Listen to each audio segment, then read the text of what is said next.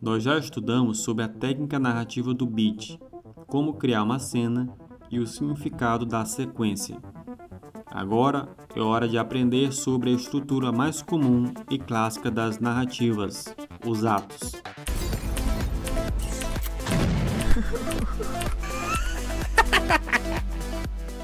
O conceito que vamos aprender hoje foi extraído de livros sobre roteiros, Manual do Roteiro de Sid Field. Outros pensadores ou consultores ou roteiristas fizeram observações sobre estrutura narrativa, como por exemplo Aristóteles, Robert McKee, Doc Comparato e outros. Contudo, vamos explorar a visão do livro de Sid Field. Em outra oportunidade, podemos visitar cada uma das outras abordagens. O roteiro de um filme, basicamente e de forma bem direta, é sobre uma pessoa ou pessoas num lugar ou lugares vivendo sua coisa. Em outras palavras, são personagens fazendo ações. Contudo, toda a história precisa de início, meio e fim.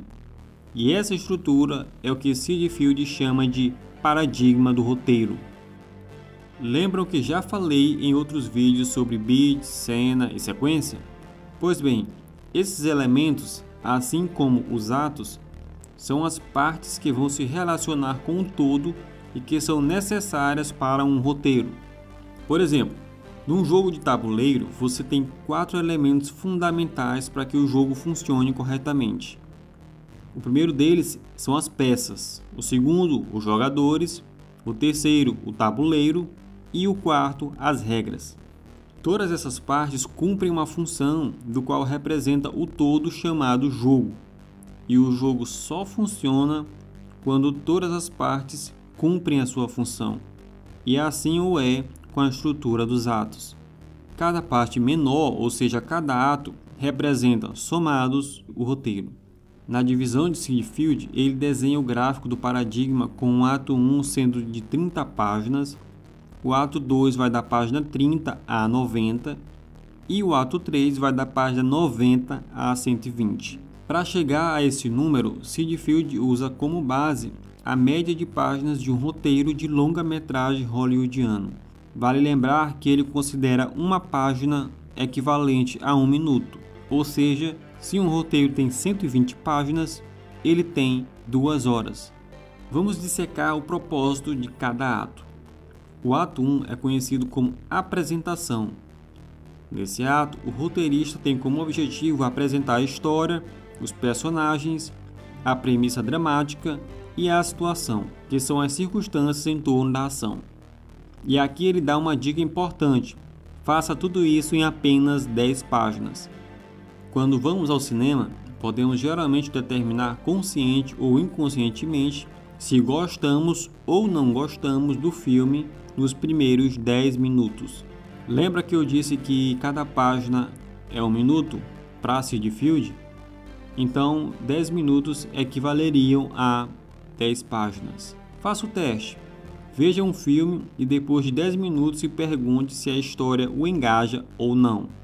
Então, o ato 1 precisa apresentar todos esses elementos. Tá, mas o que é a premissa dramática? Como diz Sid Field, premissa dramática é o assunto de que o filme trata. Ela fornece o impulso dramático que move a história para a sua conclusão. Vamos exemplificar com o filme Frenesi, de 1972, dirigido pelo mestre do suspense Alfred Hitchcock e roteirizado por Anthony Shaffer e Arthur Labert. A título de curiosidade, o filme é inspirado no romance escrito pelo próprio Arthur Labert. Pois bem, no ato 1 do filme somos apresentados a uma problema que precisa ser resolvida. Há um assassino à solta e a polícia não consegue prendê-lo, assustando a população. A apresentação da história é feita, cidade atemorizada por assassino, os personagens são introduzidos, temos Richard, o protagonista, Rusk e outros. A situação é revelada, contexto urbano de temor e mistério onde qualquer um pode ser o assassino. E a premissa dramática é estabelecida. Quem é o assassino? Ele será capturado? Ele continuará solto? Essas perguntas fazem parte do impulso dramático que moverá a história para a conclusão. Voltando para o paradigma, temos o ato 2, também chamado de confrontação. Durante esse ato, o personagem principal enfrenta obstáculos após obstáculos que o impedem de alcançar sua necessidade dramática. E por necessidade dramática, entenda como o que seu personagem principal quer vencer, ganhar ou alcançar durante o roteiro. Qual o desejo do meu personagem? O que o move através da ação? Qual a sua necessidade? Esse confronto ou conflito, como já falei em vídeos anteriores, é a base do drama. Sem isso, não há história. Portanto, conheça a necessidade dramática do seu personagem e crie obstáculos com base nessa necessidade. Continuando com o exemplo do filme Frenesi, o personagem que acompanhamos é Richard Blaney, um cara impulsivo e estourado, mas que deseja organizar sua vida. A necessidade dramática dele é viver normalmente, apesar do passado problemático com a esposa e com pessoas do círculo dele. Na medida que o filme avança, esse desejo do personagem é cada vez mais afastado, porque ele é considerado o principal suspeito dos crimes. Então, o protagonista enfrenta vários obstáculos que bloqueiam o alcance de seu desejo por tranquilidade. Seria a necessidade dele por tranquilidade por ser inocente ou por querer escapar do crime? Como é um estudo sem spoiler, veja o filme e responda por você mesmo com base no que está aprendendo neste vídeo. E para fechar, o ato 3, ou a resolução. Lembrando que resolução não é um fim, mas sim uma solução. Seu personagem sobrevive ou morre, ele alcança o objetivo ou fracassa, ganha as eleições ou perde. O ato 3 resolve a história. E entenda que o fim é aquela cena, imagem ou sequência com que o roteiro termina.